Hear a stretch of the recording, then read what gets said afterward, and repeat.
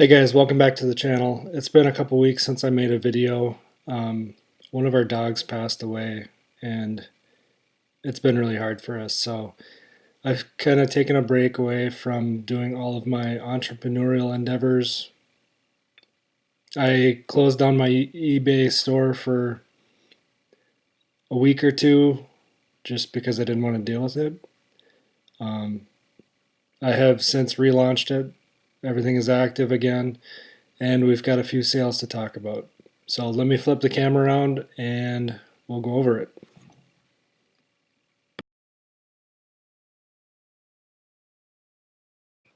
Okay, so first things first is this Mamiya Sec Super Deluxe Vintage Film SLR.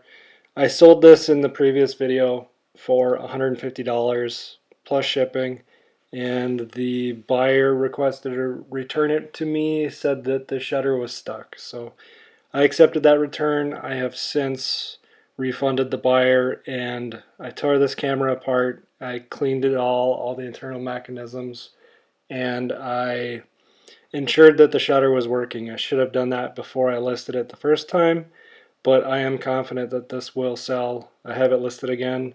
Since I put in some more time and effort into cleaning it, I listed it a little bit higher.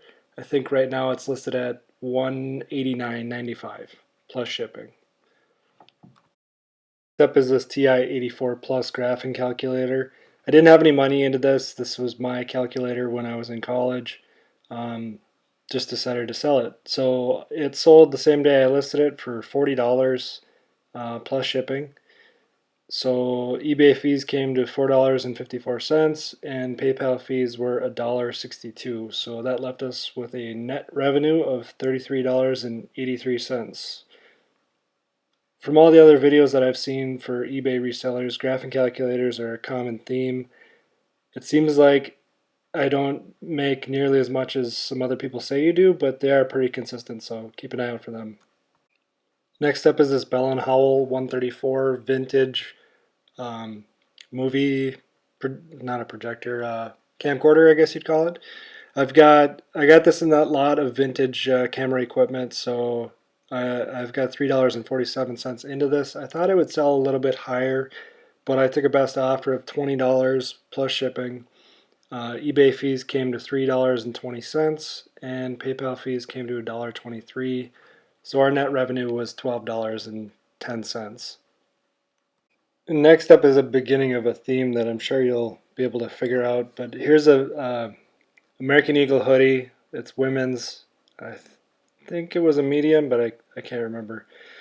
I didn't have any money into this, but I listed this on auction, and it sold on auction for $2.10. Of that, eBay fees came to $1.16 and PayPal fees were 66 cents. So the net revenue was a big fat 27 cents. For a while now, I had been wanting to get into selling clothes, and so we just started with some of the clothes that we had around the house.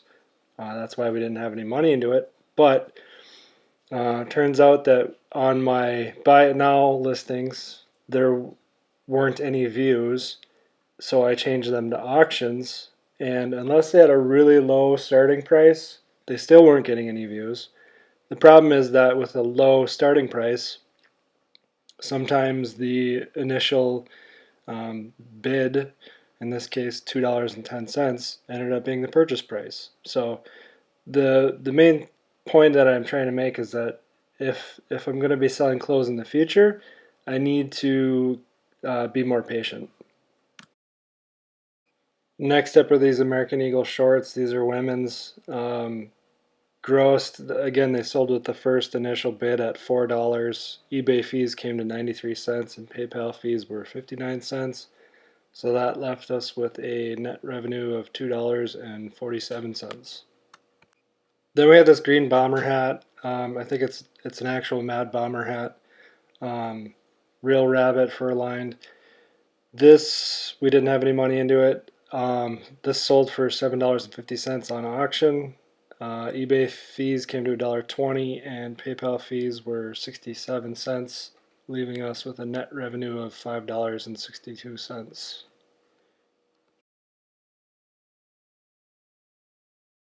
And next we had these women's Columbia titanium snowboard pants. These were on auction, but we did get a couple bids on it, so they ended up selling for $21.09 plus shipping. And eBay fees came to $3.41. PayPal fees came to $1.29, and the net revenue was $16.38. Then we had this vintage Kodak Duoflex 2 camera. This came in that camera lot, so I have $3.47 into this. It sold for $14.95 plus shipping. eBay fees were $3.15. PayPal fees came to $1.01, and the net revenue was $7.32. Next is this Kodak Vintage Duoflex camera. Similar to the previous one, I had $3.47 into this as it came in that same lot of cameras. This sold for $9.95. eBay fees came to $2.42. PayPal fees were 87 cents, so that left us with a net revenue of $3.19. Then we had this Dell 5130 CDN toner lot. I bought this lot for $38.22 on auction. It sold for $180. I think I had it listed for $200 initially. So the buyer did not want the waste toner boxes, the two on the top, so I have those relisted. So I should recoup a little bit more profit on that. eBay fees came to $20.27. PayPal fees were $6.18, which left us with a net revenue of $106.45. Unfortunately, this kind of spurred me into making a poor decision later on. A few days after this sold, I had it in my mind that toner was a good idea to buy and sell on eBay, and for the most part, it can be. I bought, sight unseen, $600 worth of toner that was on an auction online, and I was told that it was brand new. After I picked it up and paid for it, found out that so it was 37 different toner cartridges.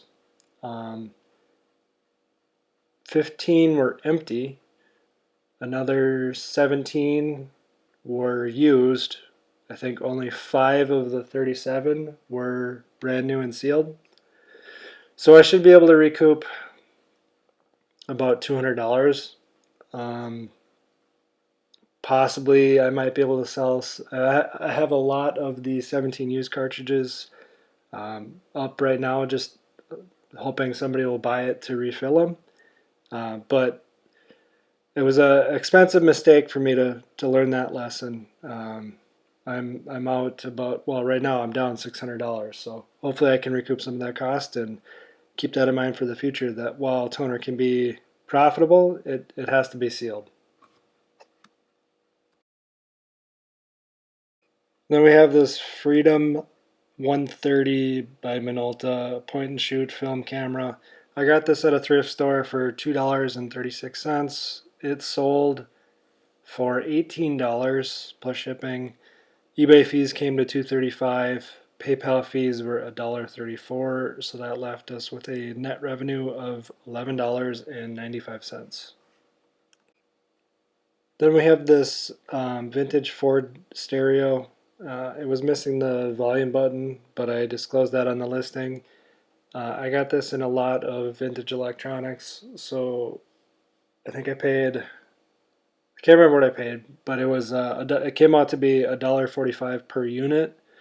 This sold for $25 plus shipping, so eBay fees were $4.15 and PayPal fees were $1.50, which left us with a net revenue of $17.90. Then we have this women's Nike Pro Pullover athletic shirt. We didn't have any money into this, but it only sold for $2.75 on auction plus shipping. eBay fees were 82 cents, PayPal fees were 55 cents, which left us with a net revenue of $1.37. Next up was actually a pretty good flip. We went to a estate sale and found this lot of vintage value tale books. And I like the night previous to this, I had seen a video. I can't remember whose video it was, but they were showing how valuable some of these value tale books can be. And oddly enough, I had a lot of these when I was growing up too. So initially, when we're at the estate sale, we're all about it. I started looking some up while we were there, and come to find out they weren't as valuable as I thought they were. So we ended up not getting them. And then the next day, I had to go to work, but I convinced my wife to go pick them up for me because I was having second thoughts. And on the second day, they were half off. So we got this lot of 26 books for $3.50, and it sold for $79.95 plus shipping, and this shipped out in media mail. eBay fees came to $15.67, and PayPal fees were $3.29, which left us with a net revenue of $57.49. Then, continuing my trend of poor sales regarding clothing items and apparel, is this brand new with tags Cherokee scrub top. We didn't have any money into it, but they were brand new. Sold on auction for $4.45. eBay fees came to $1.02, and PayPal fees were 60 cents, so that left us with a net revenue of $2.82. And lastly is this GE cassette recorder. The model number is 3-50007C. I got this in a lot of vintage electronics, so the total we have into it is $1.45. It sold for $9.95 plus shipping. eBay fees came to $2.71, and PayPal fees were 97 cents, so that left us with a net revenue of $4.82. All right, so a fair number of sales for me at least. This is only my second month of selling on eBay, and like I said, we were delayed for a couple weeks just with the passing of our dog.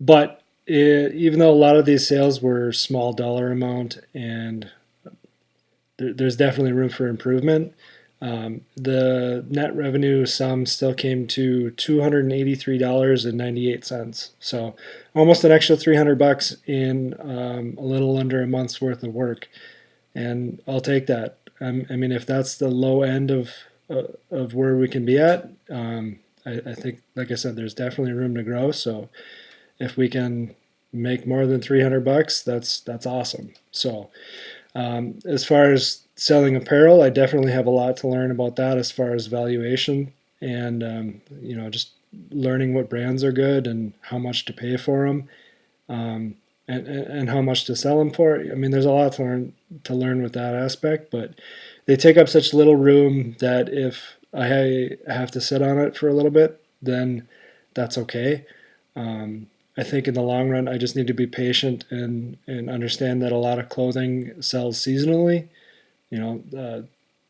Those Columbia snowboard pants probably aren't going to sell in the summer. So if I have to hold on to something for a little while, it would be better to hold on to clothing that I can store in a poly bag in a Rubbermaid tote. I could fit a lot of clothing pieces in a Rubbermaid tote.